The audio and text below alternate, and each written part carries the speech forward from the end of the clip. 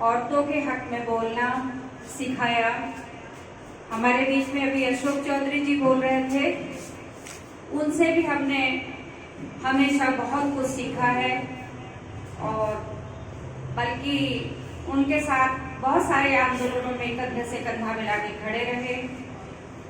यहाँ पर उपस्थित है हमारे रविंदर जी कामरेड साहब, जिनको मैंने सुना पहली बार है सामने से, लेकिन मैं उनके विचारों से बहुत परिचित हूँ पहले से। यहाँ पर वरिष्ठ हमारे कलमकार हमारे भाई शाहिद जी जुबैरी साहब, हमारे भाई अरशद, इंतखाब आजाद जो अभी बोल रहे थे, क्रांतिकारी विचार उनके हमने सुने, दिनेश, अर्चना जी, हमारे कस्बे के चेयरमैन इकराम साहब, मेरी संघर्षों की साथी मेरी बहन गुरमीत, और जिनके यहाँ हम आज उपस्थित हैं बहन अर्चना जी, मैं सबको एक बार क्रांतिकारी अभिवादन सबका करती हूँ और ज़्यादा समय न लेते हुए विषय पे आती हूँ कि इस माहौल में जो आज माहौल है, इस माहौल में इस तरह की गोष्ठी रखना, इस तरह के विचार विमर्श करना अपने आप में ही एक बहुत बहादुरी का काम है। साथियों, आज हमारे बोलने पर भी देखा जाए तो पाबंदी है। आज हम अपने विचार अगर कहीं खुल के रखते हैं तो पहले सोचते हैं कि रखते हैं या ना रखते हैं, लेकिन खैर ये तो बात चलती रहती है। आज़ादी की लड़ाई में दमखम दिखाकर, फिरंगियों की जड़ें हिलाकर, उस जिन क्रांतिकारी वीरों ने शहीद भगत सिंह, सुखदेव, राजगुरु, आज उनको हम उनका क्रांतिकारी सलाम करते हैं। और एक बार मैं जोर से कहूंगी, इन क्रांति वीरों को लाल सलाम, शहीद भगत सिंह को लाल सलाम। साथियों, इनकी शहादत की वजह से आज हम बोल रहे हैं, आज हम कह रहे हैं। भले ही आज माहौल थोड़ा हमारे विपरीत है, लेकिन हम 10 ही सही, अगर हम 10 लोग इकट्ठा होते हैं, अपने विचारों से जुड़ते हैं, विचारों को आगे की ओर ले जाते हैं, तो जरूर कुछ ना कुछ परिवर्तन आएगा। साथियों, मैं ये भी कहना चाहूंगी कि क्योंकि बहुत साथियों ने भगत सिंह जी के बारे में, अशोक चौधरी जी ने खास तौर पे बहुत, और इंतखाब भाई ने भी बहुत बोला, लेकिन मैं इतना कहूंगी कि कुछ शब्द हैं जो उनके कहीं पढ़ते हैं हम लोग। जब उन्होंने कहा था कि माँ मेरी लाश लेने तुम मत आना, कुलबीर आ जाएगा, तुम आओगी तो तुम रोओगी, और मैं तुम्हें रोता हुआ देखकर और दुनिया तुम्हें रोता हुआ देखकर ये सोचेगी कि इसकी माँ बुज़दिल है और रो रही है। क्या ख्याल होंगे उस 23 वर्ष के नौजवान के, क्या उसके अंदर बोल रहा होगा? साथियों, ये सोचने की बात है, हमें आज सीखना है। और मुझे बार बार ये विचार आ रहा है कि जो अभी इंतखाब भाई ने भी कहा, आपने भी कहा, चौधरी साहब ने भी कहा कि आज हमें अगर कुछ बदलाव करना है और बदलाव लाना है तो हमें भगत सिंह को दोबारा से जीवित करना होगा, जिन्हें लोगों ने मारने का प्रयास किया है। वो बात सही है कि इंसान मरता है, उसके विचार नहीं मरते। वो क्रांतिकारी थे, क्रांतिकारी रहेंगे। उस समय उनको बागी शब्द से नवाजा गया था, लोग कहते थे ये लोग बागी हैं। तो मुझे लगता है कि बगावत करना तो एक अच्छी बात है, जुल्म के खिलाफ बगावत होती है, परिवार में होती है, समाज में होती है। उन्होंने तो देश के लिए की। और भाई 23 साल का नौजवान उस सोच और समझ को लेके आगे चला, क्योंकि वो नौजवान था, उसका खून जो है उस समय नौजवानी से भरा हुआ, तो उन्होंने उसी तरह की लड़ाई लड़ी। लेकिन उन्होंने ये भी कहा कि बम, पिस्तौल, तलवार, ये क्रांति इससे नहीं आती। क्रांति विचारों से पैदा होती है। क्रांति विचारों की शान है। शान, अगर हमारे विचारों में शान होगी तो बदलाव होगा, तभी हम और बात कर सकते हैं मुल्क में। साथियों, एक नारा है इनकलाब। इनकलाब का नारा शहीद भगत सिंह हर जगह लगाते थे। जब उन्हें चाहे असेंबली में बम फेंकना हो, चाहे किसी चौराहे पर बोलना हो, चाहे उन्हें जेल जाना हो, वो इनकलाब का नारा हमेशा लगाते थे। और इनकलाब एक ऐसी लड़ाई है जो जुल्म और नाइंसाफी के खिलाफ है। इनकलाब का मायने ये है कि हम जुल्म और नाइंसाफी के खिलाफ खड़े हो रहे हैं और लड़ रहे हैं। और एक ये हथियार भी है इनकलाब, जब आदमी शोषण को रोकने के लिए इसको इस्तेमाल करता है। जब आप कहीं शोषण के खिलाफ बोलेंगे तो आप इनकलाब जरूर कहेंगे। और इनकलाब एक ऐसा ऐलान है जो देश में नौजवानों को एकजुट करने का भी काम करता है। ये इनकलाब वो नारा है। और साथियों, ये भी समझना होगा कि ये जो चुप हो गई है, जो दब गई है या पिस गई है, ये उसको उठाने के लिए भी इनकलाब का एक नारा है।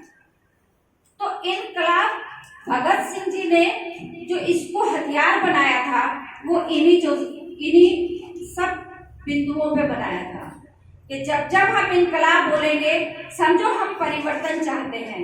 उस व्यवस्था में जहां आपने बात कही थी, जहां शोषक और शोषित दो लोग होते हैं, जो हमारा शोषण कर रहे हैं और जहां हमारा शोषण हो रहा है, हमें वो बदलाव चाहिए, तो हमें इनकलाब बोलना होगा।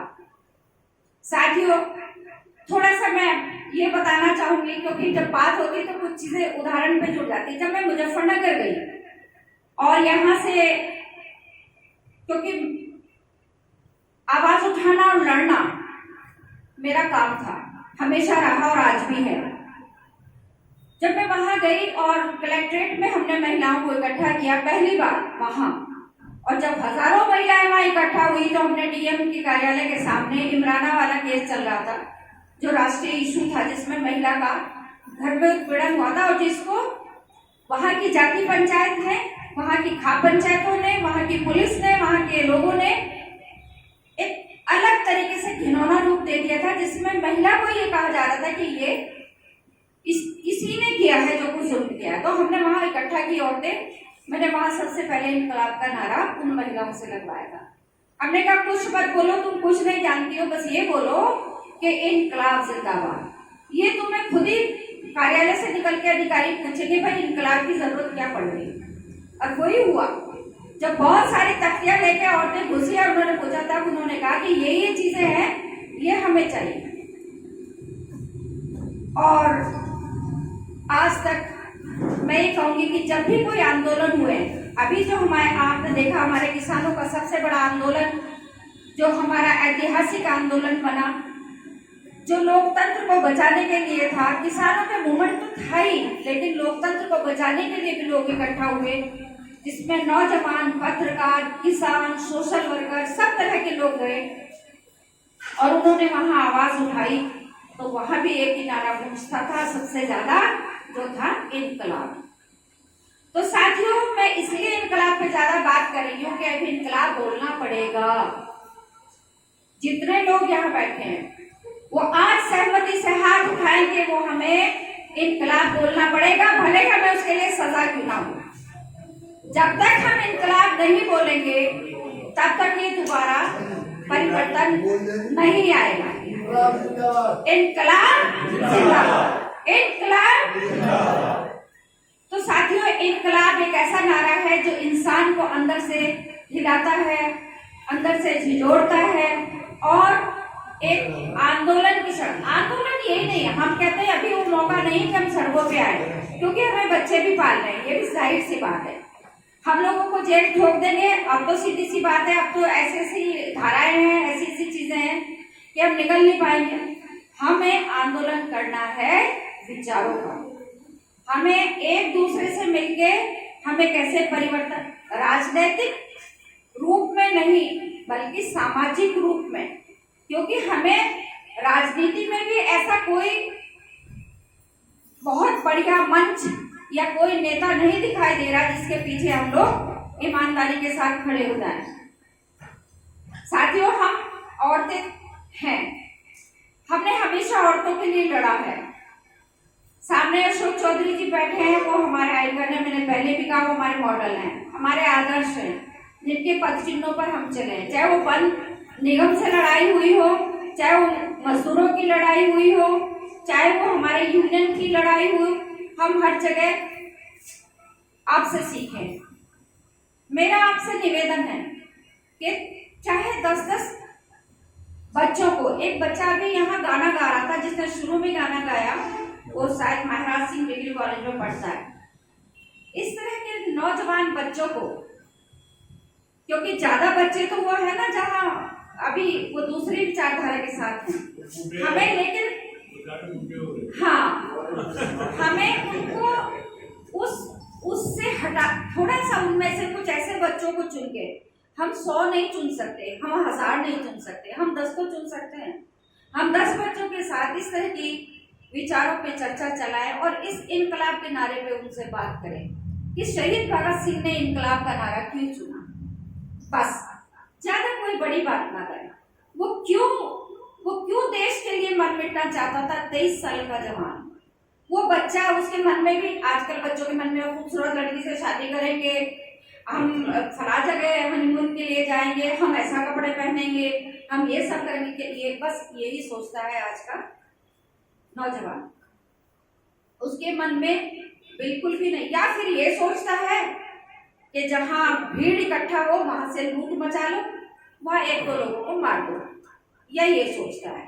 तो साथियों, हमारे ही वो बच्चे हैं, हमें वापस लाना होगा और शहीद भगत सिंह जी की विचारधारा पर हमें वापस आना होगा।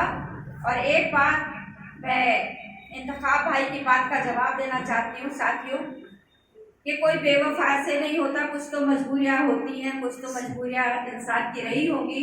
जो मैं जिला सहारनपुर से काम करने के लिए मुजफ्फरनगर गई, मुजफ्फरनगर भी गई तो मैंने सहारनपुर की नाक को ऊंचा किया, कभी मैंने झुकने नहीं दिया। मैंने वहां लोगों से कहवा दिया कि ये सहारनपुर की है महिला, इसने यहाँ पर क्रांति पैदा की है, इसने यहाँ महिलाओं के हकूक की लड़ाई को आगे बढ़ाया है।